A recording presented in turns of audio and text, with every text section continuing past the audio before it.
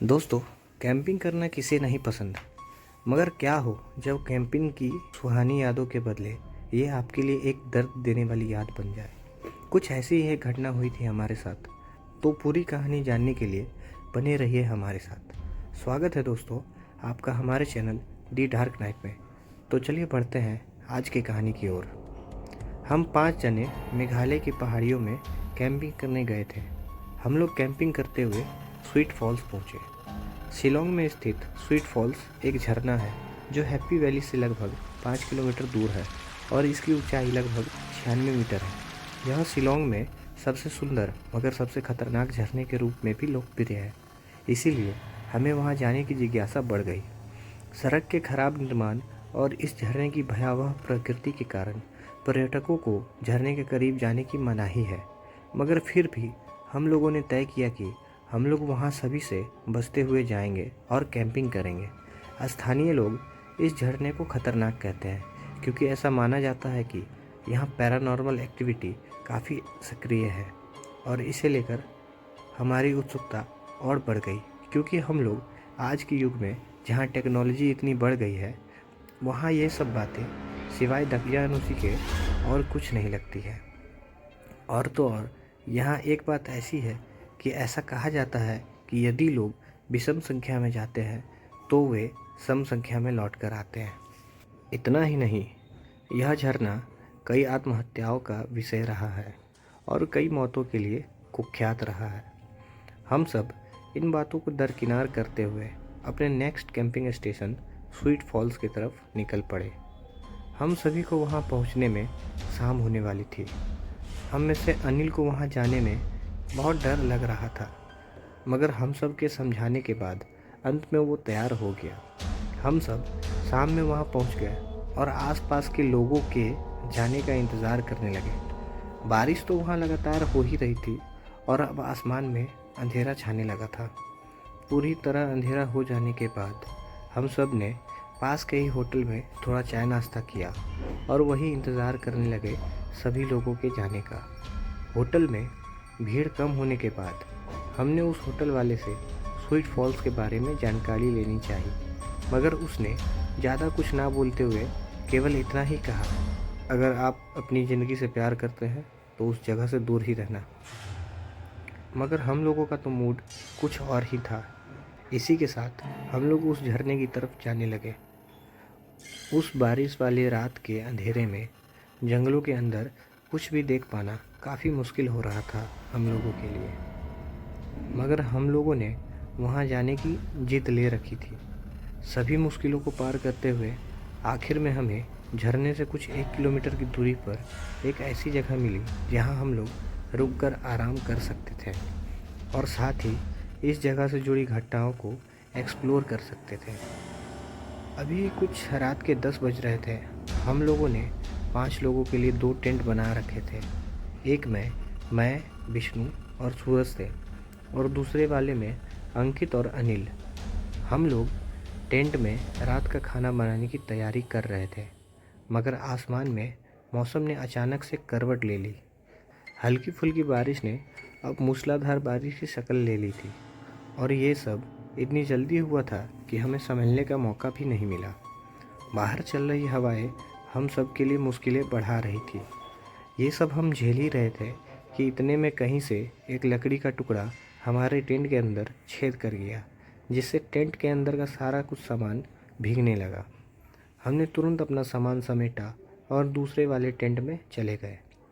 जैसे तैसे हम सब एडजस्ट करके एक ही टेंट में थे, मगर हमारी बदकिस्मती हमारा पीछा छोड़ने का नाम ही नहीं ले रही थी।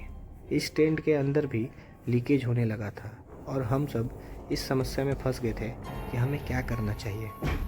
हमने लीकेज को ठीक किया, मगर किसी काम का नहीं रहा। अंत में हम सब लोग टेंट से निकल ही गए और एक सेफ जगह खोजने लगे जहाँ पर हम लोग रात बिता सके। हमने अपना सारा सामान समेट लिया और वहाँ से निकल पड़े। वैसे तो हमें आज रात बहुत भारी लगने लगी थी। मूसलाधार बारिश के बीच हम सब आगे बढ़ रहे थे। हमारे मोबाइल की बैटरी पहले ही डेड हो चुकी थी और हम सब टॉर्च की मदद से आगे बढ़ रहे थे। आगे बढ़ते हुए में हम सब कब अलग हो गए इसका पता ही नहीं चला। हम सब आगे बढ़े जा रहे थे कि सूरज की नज़र कहीं से आती एक रोशनी पर गई। उसने हम सबको उस तरफ का इशारा किया। हम सबको वो एक घर से आती हुई रोशनी लग रही थी। हमने फैसला किया कि हम आज की रात बिताने के लिए वहीं जाएंगे। हम सब उस रोशनी की तरफ बढ़ ही रहे थे कि तभी अनिल को उस रोशनी के पास कुछ हलचल दिखी और अनिल ने उस तरफ जाने से मना कर दिया। मगर हम सब अनिल को मनाने में कामयाब हो गए और साथ ही उसे भी लेकर जाने लगे। एक चढ़ाई चढ़ने के बाद जब हम उस रोशनी के पास पहुँचे तो हमने देखा कि वो एक घर ही था। और जब मैंने पीछे मुड़कर देखा तो मैंने देखा हम 5 लोगों के बदले सिर्फ 3 लोग थे, मैं, सूरज और अनिल। बाकी लोग कहाँ गए इसका कुछ पता नहीं चला। अब हम सबको उनकी चिंता होने लगी थी कि अंकित और विष्णु कहाँ गुम हो गए। सूरज ने उस घर का दरवाज़ा खोला और हम लोग उस घर के भीतर आ गए। इतने घंटों से भीगने के बाद एक सूखी जगह मिलने पर काफ़ी खुशी तो हो ही रही थी और साथ ही हमें हमारे दोस्तों की फिक्र। उस घर के भीतर हमने देखा कि तो वहाँ एक धूल की मोटी परत जमी हुई है और सारे सामान व्यवस्थित तरीके से रखे हुए हैं। ऐसा लग रहा था जैसे सालों से इस कमरे में कोई नहीं आया हो। हमने अपना सामान पास में ही रखा और ख़ुद को सुखाने में लग गए। हमें अपने दोस्तों की फिक्र हो ही रही थी मगर तभी अनिल ने ज़ोर से हमें पुकारा और जब हम अनिल के पास गए तब हमने देखा कि वहाँ पर कई सारे चित्र थे जो कि देखने से ऐसा लग रहा था कि इस फ़ोटो में जो महिला थी वो इस जगह की मालकिन है। हम सब यहाँ उस घर में खुद को सुखा रहे थे और उस तरफ अंकित और विष्णु जो हमसे बिछड़ गए थे वह दोनों सुरक्षित जगह खोजते खोजते एक बुज़ुर्ग व्यक्ति से मिल गए जिसका पास में ही घर था और वे दोनों उस बुज़ुर्ग व्यक्ति के घर चले गए। उन्होंने बुज़ुर्ग व्यक्ति से सारी बातें बताई और उन्हें हमारे बारे में भी बताया और साथ ही कि वे लोग हमसे कहाँ से बिछड़े थे। बुज़ुर्ग व्यक्ति के इतना सुनते ही उस बुज़ुर्ग व्यक्ति के माथे पर पसीनों की बूंदें आने लगी। यह देखकर अंकित ने उनसे इस जगह का राज पूछा। तब उस बुज़ुर्ग व्यक्ति ने बताया कि यदि तुम्हारे दोस्त स्वीट फॉल्स के आसपास के घर में हैं तो उनका बचकर आना काफ़ी मुश्किल है। और इतना कहते ही वह बुज़ुर्ग व्यक्ति तुरंत हमारी तलाश करने के लिए निकलने की तैयारी करने लगे और साथ ही अंकित और विष्णु भी। इधर हम सब खुद को सुरक्षित करके अपने बाकी दोस्तों से संपर्क करने की कोशिश कर रहे थे। रात के 3 बजने वाले थे कि तभी अचानक से उस घर में कुछ हलचल हुई। मैंने देखा कि अनिल दिख नहीं रहा है। जब मैं अनिल को उस घर में खोजने लगा तो मैंने देखा अनिल उन तस्वीरों को बड़े ही गौर के साथ देख रहा था। तभी मैंने देखा कि उसकी आंखों से आंसू निकलने लगे। मैंने उसे टोका मगर अनिल जैसे मानो सम्मोहित हो गया हो। मैं जाकर सूरज को उठाने लगा और जब हम अनिल के पास गए तब वापस आकर हमने जो देखा उसे देखकर हमारा दिल दहल गया। हमने देखा कि अनिल खुद को फांसी लगाने की कोशिश कर रहा था। पहले तो हमने अनिल को रोका मगर वो रुकने का नाम नहीं ले रहा था, मानो जैसे उस पर किसी शैतान का वश हो। मैंने और सूरज ने अनिल को बहुत मजबूती से पकड़ लिया। कुछ देर के लिए अनिल शांत हो गया था जिससे हमने अपनी पकड़ ढीली कर दी मगर अचानक से उसने हमें ऐसे धक्का दिया जैसे हम लोग कागज़ के बॉल हो। उसने हमें कई मीटर पीछे पटक दिया।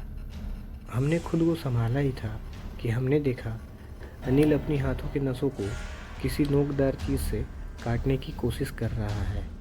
हमने तुरंत उसे पकड़ा और उसे ले जाकर एक कुर्सी पर बांध दिया ताकि वो आत्महत्या का प्रयास ना कर पाए। उसे अचानक से क्या हो गया था इसका हमें कुछ अता पता नहीं चल रहा था। पता नहीं उसे क्या हो गया था। इस वक्त हालात बेकाबू होते जा रहे थे। हमें अनिल को संभालना मुश्किल होता जा रहा था। अनिल को कुर्सी पर बांधने के बावजूद वो कुर्सी के साथ ही कूद रहा था। हम दोनों बस जैसे तैसे रात बीतने का इंतज़ार कर रहे थे ताकि सुबह होने पर हम अनिल को कहीं दिखवाने ले जाएं और साथ ही अपने दोस्तों का पता कर सकें। इतने में उस घर के दरवाजे पर किसी ने दस्तक दी। रात के 4 बज रहे थे और इतनी बारिश वाली रात में भला कौन आ सकता है। इतना कुछ देखने के बाद अब मेरे में हिम्मत नहीं बची थी कि मैं अकेला दरवाज़ा खोलने जाऊं, और इसीलिए मैं सूरज को साथ लेकर दरवाज़ा खोलने गया। और यही मेरी सबसे बड़ी गलती हो गई। हमने जब दरवाज़ा खोला तो हमारी खुशी का ठिकाना ही नहीं रहा, क्योंकि दरवाजे पर हमारे दोनों दोस्त विष्णु और अंकित थे, और साथ ही उनके साथ एक वृद्ध व्यक्ति भी था। मगर उन सब के माथे पर एक शिकन थी। अंकित ने अनिल को ना पाकर घबराते हुए बोला, अनिल कहाँ है? मैंने कहा, पता नहीं अनिल को क्या हो गया है, वो आत्महत्या करने पर उतारू हो गया है। तभी उस वृद्ध व्यक्ति ने कहा, कहाँ है वो, जल्दी से उसके पास चलो। मगर शायद तब तक देर हो गई थी। हम सब जब अनिल के पास पहुँचे तो हमने देखा कि अनिल ने खुदकुशी कर ली थी, और ये देखकर हम लोग दंग रह गए। हम ये समझ नहीं पा रहे थे कि हमारे बांधने के बावजूद अनिल ने आत्महत्या कैसे किया। तब उस वृद्ध व्यक्ति ने जल्दी से उस जगह से निकलने का आदेश दिया, और साथ ही अनिल की लाश को भी वहीं छोड़ देने को कहा। हम बिना अनिल के जाना तो नहीं चाहते थे, मगर उस वृद्ध व्यक्ति के चेताने के बाद हमने अनिल की लाश को वहीं छोड़ दिया। और बाद में उस आदमी ने बताया कि उस घर में एक महिला अपने पति के रवैये से परेशान रहती थी। वो उसे बहुत मारता पीटता था, कभी कभी खाना भी नहीं दिया करता था। उसने उसके जीवन को नर्क से भी बदतर कर दिया था, और इसी सब से तंग आकर उस महिला ने आत्महत्या कर ली थी। घर की दीवारों और तस्वीरों ने उस महिला की दर्द को अपने में कैद कर लिया है, और इसीलिए जब भी कोई उस घर में रुकता है तो उनमें से किसी एक के साथ ऐसा होता है। वो तस्वीरें उस महिला के दर्द को महसूस करवाती है, जिसके कारण जो लोग भी उस घर में रुकते थे वो आत्महत्या कर लेते थे। और इसी कारण शायद अनिल ने भी आत्महत्या कर ली थी। तो दोस्तों, इस कहानी में बस इतना ही।